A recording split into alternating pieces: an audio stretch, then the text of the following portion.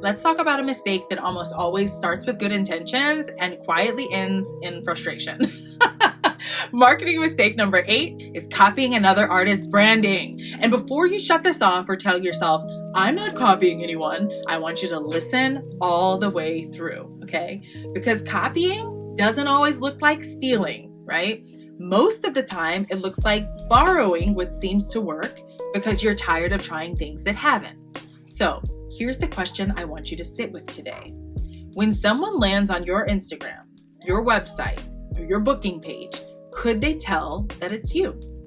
Or does it feel like a softer, slightly altered version of someone else who they already follow? This mistake shows up most often when artists have been in the game for a while.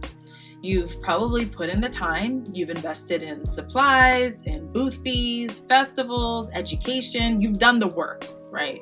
But the business still doesn't feel stable.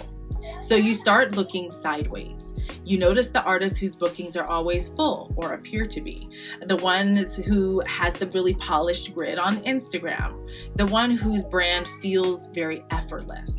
And then slowly, unintentionally, their aesthetic starts shaping your decisions. You tweak your colors to look a little bit more like theirs, or you adjust your captions to sound a little bit more like theirs. You mimic their language, their tone, their positioning, not because you want to be them, but because you're hoping that proximity will create momentum.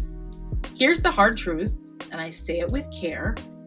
When you copy someone else's branding, you don't inherit their authority. You inherit their shadow.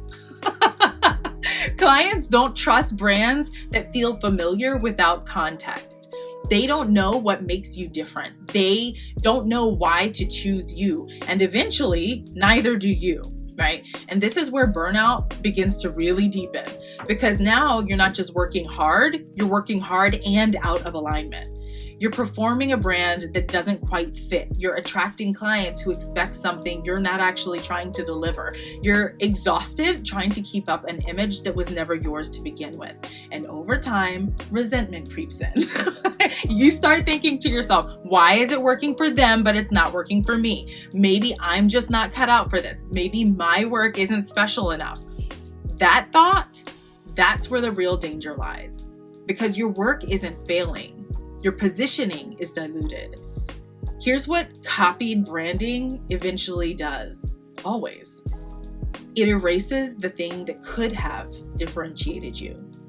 Your lived experience, your energy, your way of holding space for your clients, your boundaries, your values, those things don't translate through imitation. They only translate through ownership. And I want to be very clear here. Finding inspiration is not the problem. Everyone studies what works. The problem is when inspiration replaces self-definition. When you skip the work of articulating who you are and try to shortcut your way into belonging, that's a problem. The artists who build longevity aren't the loudest, and they're not the trendiest. They're the clearest. They're clear about who they serve, clear about how they want to show up, clear about what they are and what they're not trying to be. That clarity doesn't come from copying. It comes from contrast, which brings us to the correction, right? If you feel like your brand has become a blur of other people's ideas, here's the task I want you to do. And again, this only works if you actually do it. Make a list of 3 artists or brands that you admire, not to copy, to analyze. For each one, I want you to write down a couple of things. I want you to write down, what specifically do I admire about this brand? What part of this isn't me? What would feel wrong if I tried to replicate this? And then write one sentence that starts with, my brand is not trying to be, and then finish that honestly, right? My brand is not trying to be loud.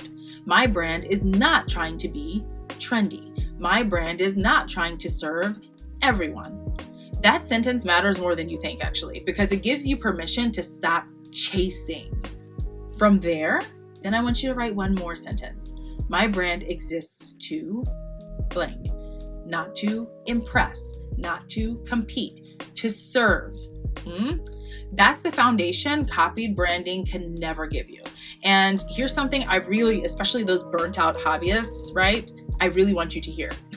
You don't need a reinvention. What you need is a reclamation. You need to come back to what originally drew you to this work before the comparison game started. Because the moment you stop trying to look like someone else, you create space for clients to actually resonate with you. That's when bookings begin to stabilize. That's when communication gets easier. That's when your business starts to feel like yours again. And if you're listening and realizing that you've also unintentionally been building a borrowed ground with your business, you're not alone.